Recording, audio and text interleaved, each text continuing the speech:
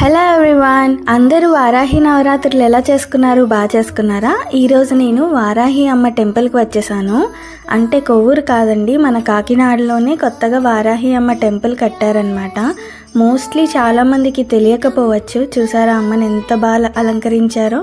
ఇక్కడ వారాహి అమ్మ, లలితాదేవి ఇంకా శివయ్య ముగ్గురిని ప్రతిష్ఠించారు ఇక్కడ.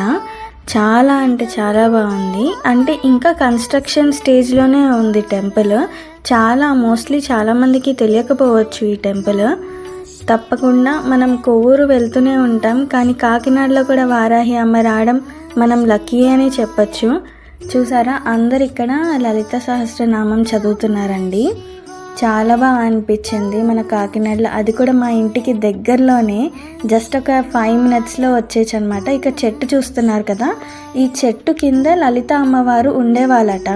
ఎవరికీ తెలియదు. జస్ట్ పూజలు కూడా చాలా అక్కడ తెలిసిన వాళ్ళే చేసుకుంటూ ఉండేవాళ్ళట.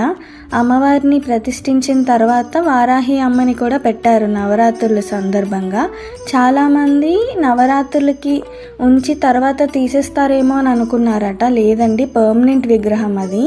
అండ్ అడ్రస్ వచ్చేసి ఇక్కడ చంటిగాడు టిఫిన్ సెంటర్ ఉంటుంది కదండి, రాయుడుపాలెం జంక్షన్ దగ్గర, దాని పక్కనేనండి గుడి. తప్పకుండా దర్శించుకోండి. మహేశ్వరాయ